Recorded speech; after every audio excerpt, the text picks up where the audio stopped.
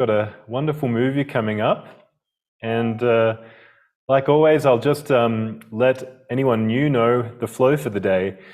So we are going to start with a movie from David, and then afterwards we'll have a 10-minute break, and that's followed by our breakout rooms where you can share your experiences with the movie and whatever came up for you. And then we'll have a longer 45-minute break, and then we'll have a closing session, which I'll be holding. So I'll pass it right over to you now, David. Okay, thank you. Thank you, Peter. Hi, everyone. Welcome. We're going to have a great time today. I can tell you that. We're starting off what seems to be a new year. And for those of you who practice A Course in Miracles, you all know what lesson number one is. Nothing I see means anything. You also know that Jesus says that the learning of the workbook is not cumulative. He basically says, if you can just get one lesson, you got them all. If you can get one lesson completely, you've just graduated from the course and found peace of mind, the happy dream. You've accepted the atonement. So really, even though we're dealing with lesson number one, nothing I see means anything. This is an opportunity today to really go for the direct shot to God. And some of you know that's in A Course in Miracles. So the question is asked of Jesus, can God be reached directly?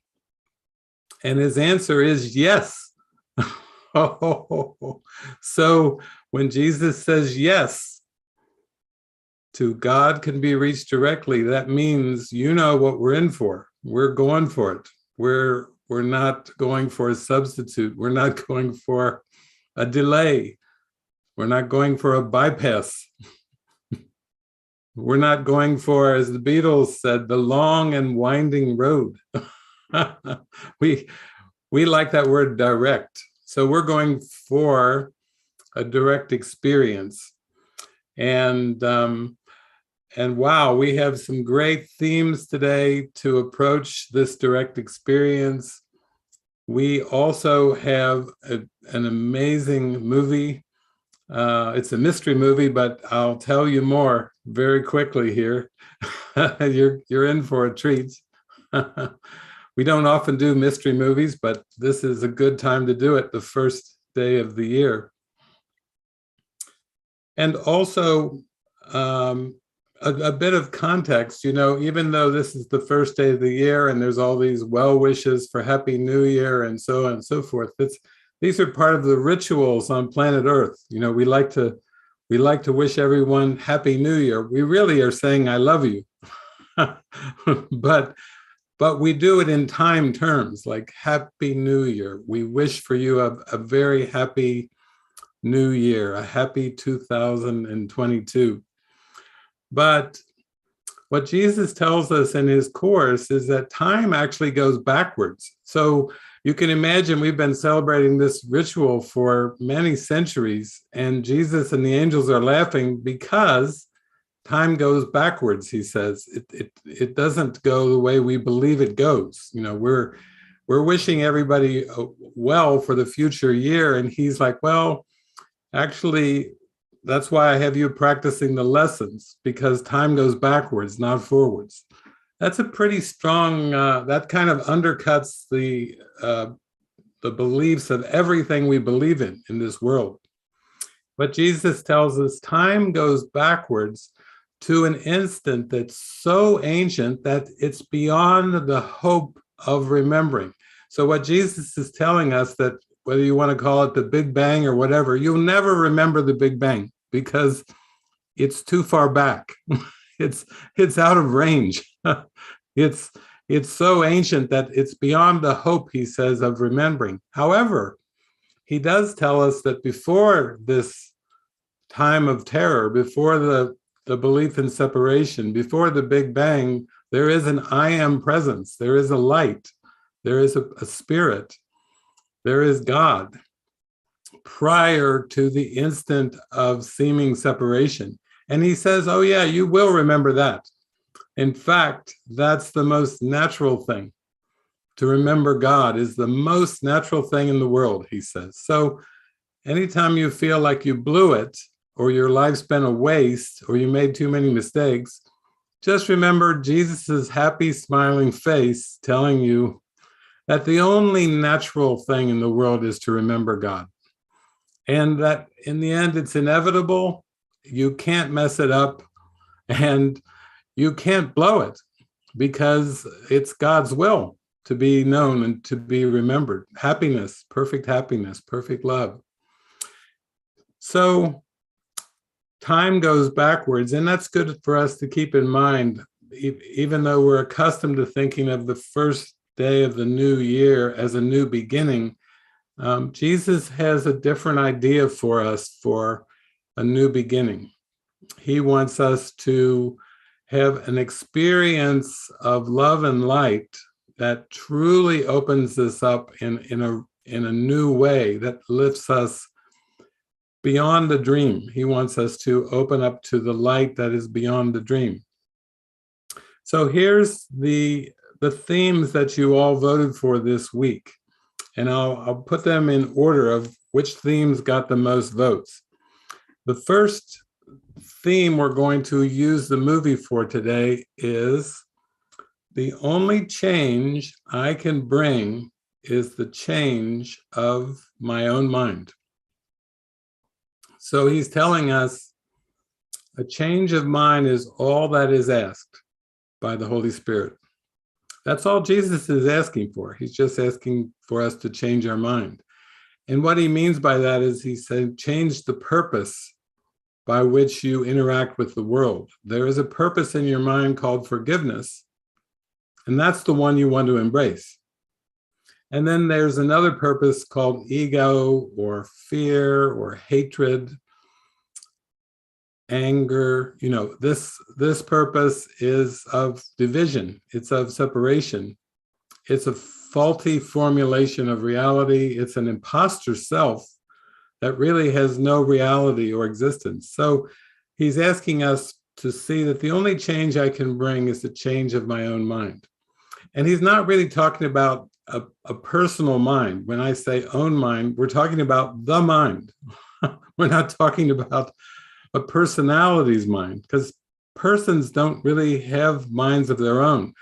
Only the ego assigns the property of the body, which is separation, to the mind, and therefore you have a phrase as if my own mind, my own beliefs, my own perspective, my own version of the world. Jesus is saying, no, you don't have a private mind with private thoughts. So when we're saying change of my own mind, we're meaning change of the mind that believes in the world, that believes in separation. That's the mind that needs to change. Okay, second one is not being delayed or distracted by the ego. Well, the ego is quite ingenious at inventing distractions. Some of you may have noticed, you know, there's pride, there's fame, there's personal power, there's money, there's prestige, there's being liked, there's knowing the right people. There's a lot of distractions that are part of the sleeping mind to keep you from being still and remembering God. And so I've sometimes referred to this world of linear time as Distractionville. Welcome to Distractionville. This is day one of undoing the belief in Distractionville. This is day one of learning to hear only the Holy Spirit and nothing else. This is day one of forgetting the linear world and remembering the eternal God who created Christ and created us perfect. Okay, third one, make this year different by making it all the same. Okay, sometimes people say, what? What is he talking about now? He's telling me my 2022 is supposed to be boring, monotonous, repetitious. No, no, no. That's not what Jesus means. Not at all. Nada, nada. Make this year different by making it all the same. He's saying hold the same purpose in your mind for everything this year, regardless of the circumstances, regardless of the situation, regardless of the people, whether they come or they go, whether they stay or they go, regardless of what your bank account statement says, regardless of the weather, regardless of the climate, regardless of the politics, regardless of absolutely everything. He's saying, make this year different by making it all the same. He's really saying, use forgiveness to see the sameness of all your brothers and sisters, that we all really share the same spirit and the same mind, even though the ego's tried to trick us into believing we're separate and we're different. There's a saying in the world that says, variety is the spice of life. That doesn't really go with make this year different by making it all the same. Yeah, let's hear a cheer for sameness. Let's hear a cheer for equality. Let's hear a cheer for oneness.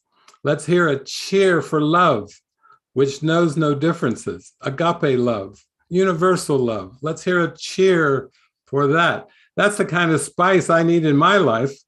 I need some sameness. I'm happy to welcome sameness because I can tell you people have told me for the last 35 years, I don't know, David, that sounds kind of boring. And I'd say, listen, I can tell you right now, this is not boring. This is the farthest thing from boring. This is joy. This is full-on joy. And this is not boring at all, because it doesn't have any repetitive nature to it. It's actually so still and content in the moment that you see everything is brand new. Every movie that I watch, I really am in joy because I'm going through an experience of joy of the present moment while I'm watching the movie. So that's why they're all joyful movies. It's not because the movie itself is an external to my mind and the movie is a joyful movie. It's that the one who's watching is joyful. That's it. We have to stay with the one who's watching, and that is the Holy Spirit. The Holy Spirit looks not to effects. He's simply watching the world, and he's the state of true love, true beingness. Okay, next one. No private thoughts and no people pleasing. Well, we always talk about that, but why is it so important to have no private thoughts and no people pleasing? Well, the alternative is not so good. Agendas are not good. Judgments, not helpful. Opinions, not helpful. Pursuits and goals for the future, not helpful in present peace.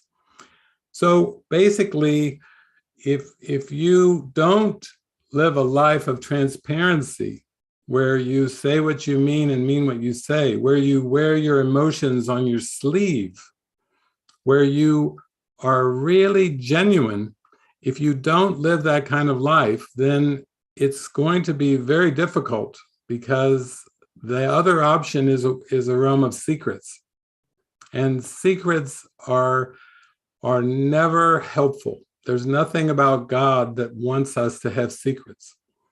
Some of you know I talk about revelation, that God only wants to be completely revealed and known as pure love. And God hides nothing. So there's nothing hidden to God. But to the ego, everything is hidden. And it wants to keep everything hidden. it wants to keep everything hidden because the light of truth would shine away the ego and all of its secrets. And then the last one for today is holding the purpose of forgiveness out front. It's really setting the goal, and it's saying, I want to have peace as my goal, and I'm going to hold it out front as a torch. As I want truth as my goal. I want happiness as my goal. I want love as my goal, and oneness. And that means putting it ahead of everything else, putting it in the forefront. Now, the movie that Jesus has selected for us for this new year is so much fun. I just laughed. I thought that's a perfect way for a New Year's Day movie, is a New Year's Day movie that helps us face the belief in death. That's good. That's the central illusion, is the belief in death. So if we face death and we see its nothingness and its impossibility, well, that's it. Game over for the ego. When we think of death, I guess facing death, most people think of death, though, as organic death, as death of a body. And Jesus is telling us in the Course, no, it's all the mind. And death is simply a belief in something other than what is real and true. And so death is not in form. You can believe it's there, but you're believing it's where it's not. And therefore, you have difficulty transcending it or forgiving it. If you believe it's external to you, if you believe it's in the world, then you're going to have a tough time forgiving it, because there's really nothing out there. It's just a projection of the belief in death. So Jesus is giving us a movie where we're going to face the belief in death. And if that can be seen for what it is, the nothingness that it is, that there is nothing that God creates that involves death whatsoever, then once we come to this awareness, then we are free of the belief.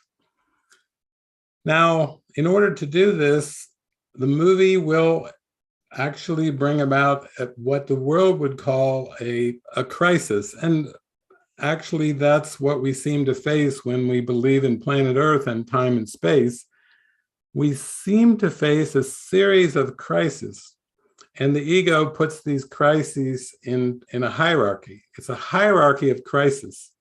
So if you're hungry, that could be a crisis of a certain level to the ego.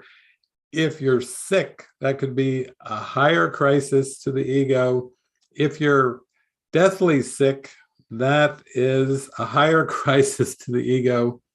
And if you're dying, that's the worst crisis to the ego. Actually, to Jesus, they're all the same. Anything that is not love is unreal. And so there can't be a hierarchy of unreal. It's just unreal. Unreal is unreal. So the movie we're going to look at it's actually a comedy. And when you have a movie that looks at the concept and the belief in death and is a comedy, that's the best. Because remember, the whole world of time and space came about from the mind forgetting to laugh at the ego. Into eternity, where all is one, there crept a tiny, mad idea at which the Son of God remembered not to laugh. Now, what is the most extreme kind of crisis that we could use in a movie to help us see the impossibility of the ego? It has to be about the end of the world. I see Ian, Helena. We were down in Australia, I think, and sitting in a movie theater, I believe, and it was we were going to see the movie Knowing, and that was a Nicolas Cage end of the world movie. I could feel a swirl of joy before the curtains, the old-fashioned curtains opened, and before the movie came on. It was Jesus kind of saying, hold on to your hat now, we're going to have some fun.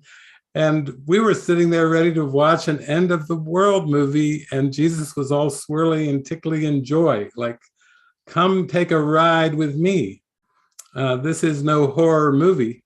this is a movie of reaching joy. So actually, when I thought about the movie, when the movie came to me, also some beautiful passages came, and I thought, well, this is great. We're going to show an end of the world movie on the first day of the year. That's fantastic, Jesus. And right away, I thought of the manual for teachers. How will the world end? You know, when I first picked up the course in 1986, I had questions, and I think that's kind of a question that a lot of us, you know, maybe we used to think about some, but how will the world end? I remember popping open the manual for teachers, and there it was. How will the world end? And Jesus is so nonchalant, and he's so light and humorous. That has to be, to human beings, one of the most profound and intense questions that is ever asked. How will the world end? And the Bible attempts to answer it, and all religions attempt to answer it. Some philosophies make an attempt to answer it. And Jesus answers the question of how will the world end with another question. You got to love it. You know he's having some fun when he answers a question like that with another question. And here's the question he asked. When you ask Jesus, how will the world end? He says, can what has no beginning really end? You know he's got a smile on his face. You know he's got something to share, because he's not even interested in beliefs around crucifixion. He says the crucifixion was the last useless journey. So he's not really scared by this death belief at all, because he knows it's not real. He does tell us the world will end in an illusion as it began, yet will its ending be an illusion of mercy, the illusion of forgiveness, complete, excluding no one, limitless in gentleness, and it will cover it. It will cover the world. So when he talks about mercy, love, forgiveness, limitless gentleness, he's saying that there's a state of mind that will be the end of the world as it seemed to be. He also goes on to say the world will end in joy because it is a place of sorrow. When joy has come, the purpose of the world is gone. The world will end in peace because it is a place of war. When peace has come, what is the purpose of the world? And the world will end in laughter because it is a place of tears. Where there is laughter, who can longer weep? So that's the kind of experience that I think we're in for today.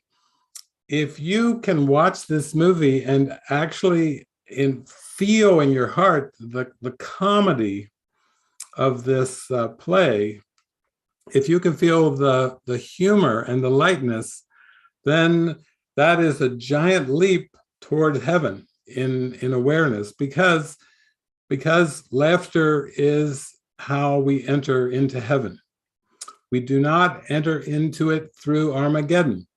We do not enter into heaven through destruction. No, nada to the destruction. We don't enter into heaven through fear. You know, that was something misinterpreted by some very sincere Christians, you know, where they said, fear God and keep his commandments. They just meant hold God in awe. God is truly awesome. There's an appropriate one for awesome. God is awesome, and we should hold God in awe, but not fear as the world sees fear. We don't need to be trembling in the presence of the creator of love. That makes no sense whatsoever. So I'm going to set the movie up in a moment here, but I thought I thought I would really go for the simplicity today because I was thinking that's really what I think everybody's just praying for is just simplicity. That's all that we really want is the simple truth. We want simplicity. We're not interested in complexity. We want the obvious. We're not interested in the hidden. We want what is apparent now, not what is hypothetical.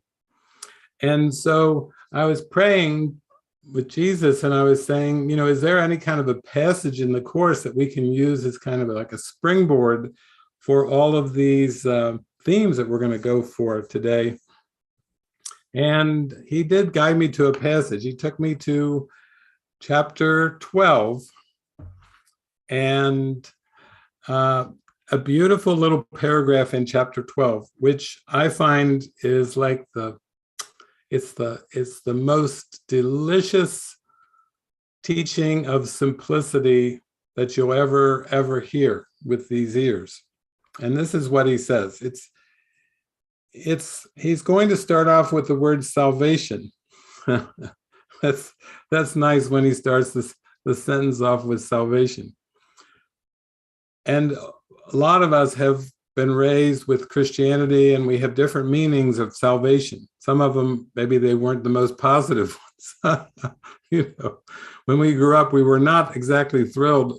Oh, tell me more about salvation during the dinner time discussion. It wasn't exactly something we were excited about. But it is an important thing because what is being saved or what is being salvaged is our peace of mind. That's important. If saved means being peaceful, I'm ready to be saved. If saved is peaceful, I'm all in for saved. Not that it's a personal thing, but it's very important. So here's what Jesus says. Salvation is for the mind, and it is attained through peace. Wow, that's a good start. Salvation is for the mind, and it is attained through peace. This is the only thing that can be saved, and the only way to save it. Ooh, that's getting really good. So salvation for the mind is the only thing that can be saved, the mind, and the only way to save it is through the attainment of peace. Any response other than love arises from a confusion about the what and the how of salvation. And this is the only answer. I like it when he's so uncompromising. This is the only answer. Okay, then the what must be salvation and the how must be peace. And isn't it important for human beings to be very, very clear about the what and the how? Because if you open your eyes in the morning and your mind is filled with all kinds of what ideas, what am I going to wear? What am I going to eat? Where am I going to go? What am I going to do? What?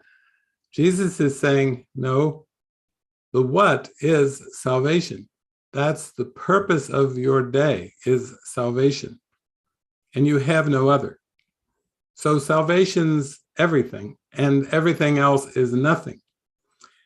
So the what is salvation? That means when somebody greets you and they greet you by your name and they go, hey, what's up? What's up? Salvation is up. That's what's up, salvation. Or as they used to say, hey bro, what up? What up is salvation. What up is salvation. Okay, that's it. Another way people say it is, what's happening? What's happening? Salvation. That's it. That's the answer. What's going on? Salvation. What are you going to do today? Salvation. Do you have any plans for the future? Salvation. Salvation, because salvation is the what? This is no small thing when Jesus tells you the what. And then he goes beyond telling you the what, he tells you the how. He tells you the what, and he tells you the how. The what is salvation, and the how is peace. The what is the goal, and the how is the means.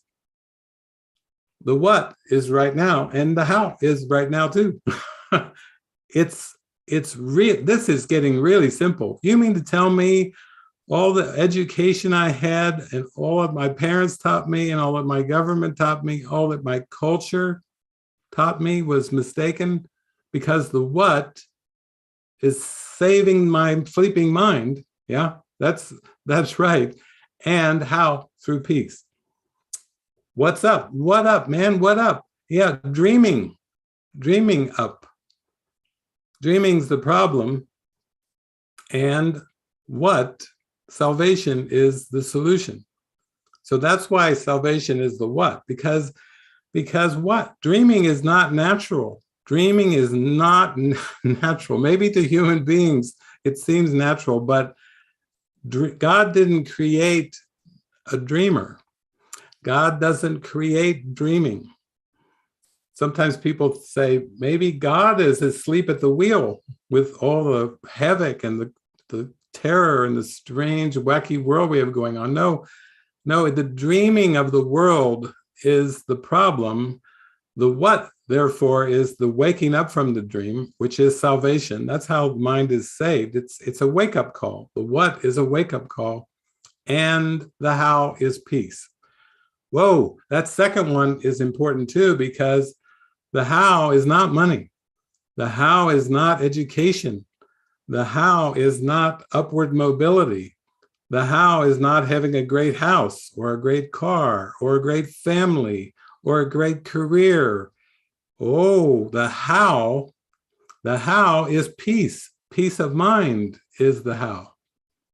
So when he says he's going to tell us the what and the how, and it's very important because he says anytime there's confusion, you've simply forgotten the what and the how. So here we are on the first day of the year. It's like all Jesus is saying is just remember what up and how. What up? Salvation. How? Peace of mind. That's it. End of story. There's nothing more important. Then he says, never lose sight of this and never allow yourself to believe, even for an instant, that there is another answer. He's giving us the most direct shot into the kingdom of heaven. And he's saying, don't let yourself believe, even for an instant, that there's another answer. Because the ego can generate a lot of questions, like, what about my bank account? What about my personal health and my body symptoms and aches and pains? What about the politics of this world? What about my country? What about my grass in my yard is too long? Oh my God. What about the cat? You didn't feed the cat. You know, whenever we're tempted to believe that there's something that needs to be solved in the world, we're forgetting that salvation in the mind is what is calling for salvation. It's the mind itself that's asleep and dreaming that's in need of salvation. So we're not talking about a personal salvation. It's not about going out and trying to be an evangelist and trying to save people. It's not even about saving the whales. It's not even about saving the ozone layer. It's not about saving Mother Nature. If you really look at what Jesus is saying, he's saying that most of what is believed in to be believed in need of saving is not saving at all, because the mind is the only thing that needs to be saved. What about my savings account, my bank account? No, Jesus says you don't need to save money. Well, what about the future? Shouldn't I save for a rainy day, save for the future? No, it's just the mind. The mind needs salvation right now. don't you think I should live in harmony with all the plants and animals in the world? What about ecological harmony? What about harmony with the earth? Can't I be in harmony with Mother Nature and Mother Earth? And Jesus says, yes, if you accept salvation in your mind, you are in harmony with everything. You're in harmony with, what do you call it? Mother Earth, Father Time. You're in harmony with everything when you're in harmony with yourself. When your mind rests in peace, you are suddenly in harmony with everything and everyone. You don't have to take a stand for something or against something in the world, because that's duality. Your peace is the answer. You are the goal the world is searching for, meaning your Christ self is the goal that the world is searching for. And it is searching for no other goal, because only other goals were made by the ego, and that was to distract you from the one goal of salvation of the mind. So when I was shown this movie that I'm going to show today, I just was like, oh my gosh, this is so good. I mean, I had such a good laugh at this. And Jesus pulled in he's pulled in big name actors and actresses for this. He's got a great cast to act out the skit of the end of the world. He's brought in so much humor and so much joy and so much laughter, and that is for the mind's benefit. Now, also, when I saw this movie, I closed my eyes, and when I finally got to the end of the movie, I just had the biggest smile on my face. And then Jesus said to me, George Carlin. And I'm like, George Carlin? Well, what's George Carlin got to do with it? He said, a lot. He said, I want you to show a little clip I want you to show a little YouTube clip as the warm-up act for the movie. You know, sometimes we used to go to concerts and there was a warm-up band, and then the warm-up band would play, and then they'd bring on the main event or the main attraction. So we've got a warm-up event today. That's right. George Carlin is the warm-up event. And I had to laugh because I was sitting there with a smile on my face, and I got George Carlin. And then George Carlin, what? I mean, this is a comedian of many years and much humor. And Jesus said, George Carlin, saving the planet.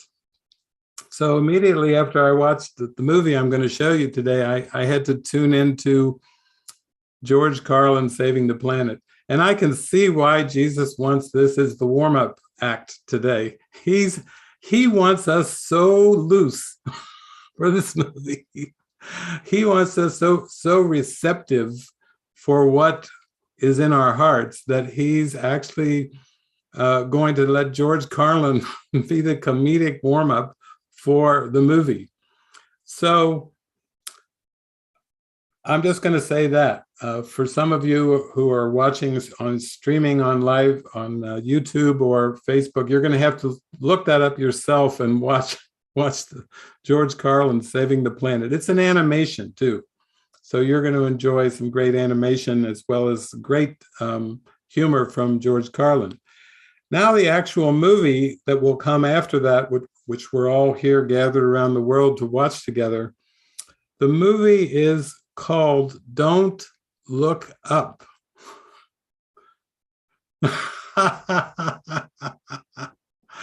And the movie is Don't Look Up. And so that's our mystery movie for today. And some of you have been really with me here over the Christmas season. I showed a movie a week before Christmas. I showed a movie about the loop of time and escaping the loop of time and seeing everybody with love and gratitude and appreciation. And that movie was called The 12 Dates of Christmas. And in that movie, the main characters were named Kate, and her ex was Jack. But on Christmas Eve, I showed another movie, which is called Family Man. And that was a movie that was so beautiful. And the main characters, again, were Kate and Jack.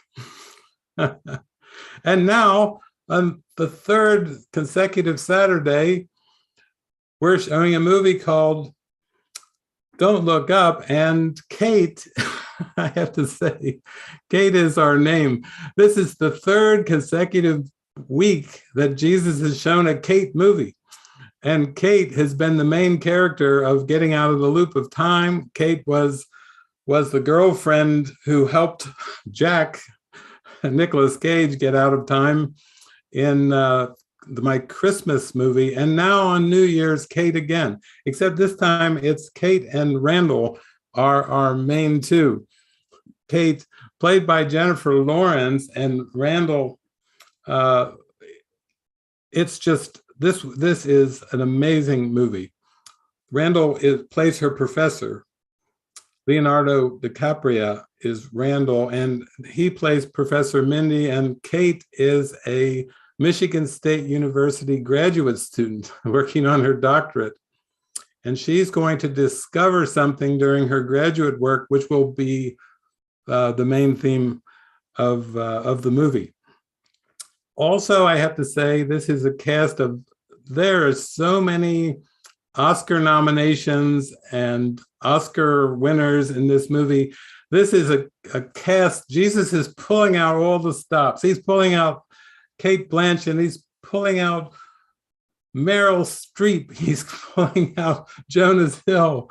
He's loaded this thing up with the best actors he could find to help us escape our belief in death. You know, he wants us to not believe in death, so he's bringing out all the big names to do it. So we have Kate and Randall, the graduate assistant working on her doctorate. That's Kate, and Randall is Professor Mindy. They're going to be our main characters in the movie. Then we have Janie. Our president's name is Janie, and her chief of staff is her son, Jason. You gotta love that. What, a president with family ties right there? Ooh, looks interesting. I think Jesus is going to poke fun at whatever's going on planet Earth. And then we have a talk show called RIP, Let It Rip. And the reason I like this talk show is RIP. Most of you know that's an acronym for Rest in Peace. That's usually what they put on people's tombstones in the cemetery. And yet this is a talk show called RIP. So we have talk show hosts Bree and Jack. And Bree is, it's just so good. They're just really good. We also have a billionaire in here played. This billionaire is also a donor to the president, to Janie, and he's called Sir Peter Isherwell, and his big company is called Besh. So on Christmas, the name of the angel that helped Nicolas Cage was Cash. This week it's Besh. Besh is the name of the big company of the tech billionaire. He's kind of like Elon Musk and all of the great inventors and wealthy men and women of the world rolled into one character. He's into technology, and his company is called Besh. Anyway, that is a little taste of what we're in for today. It's going to be a fairly long movie with lots of commentary. It's going to have about 8 minutes of George Carlin coming to warm you up and warm your heart up at the beginning. And then, so I think we're in for a pretty long ride. For some of you in Europe, just get the candles lit and get ready to ride this one out with Jesus, because we've got a great one. So that's our opening setup here. We will move into the George Carlin setup first, and then we'll move directly into Don't Look Up, the movie. It was just released recently, so it's a very new release. And I will join you during the movie for commentary. And this movie is kind of a parody poking fun at the ego's world. It pokes fun at politics. It pokes fun at wealth. It pokes fun at technology and worldly intelligence. It pokes fun at special relationships. It comes at that one from many different angles. And I have a feeling we may see some Academy Awards coming for this one because it is very unusual, but we have a very important topic. When we're facing the belief in death, we're facing something that's a root. It's a root belief. It's the belief that made all of time and space. So we need to go for the root. And we're doing that today. So enjoy the movie and enjoy George. Thank you, George. Thank you for lighting it up. I have to say, at the end of this movie, I just had the biggest smile on my face, and nothing could make me smile even brighter than to watch a George Carlin animation, which is perfect for lesson number 1. Nothing I see means anything. If you're struggling with lesson 1 today, you put your faith here and relax and let George take you by the hand. And George will ease you into nothing I see means anything in the most humorous way possible. So see you soon. Enjoy the movie.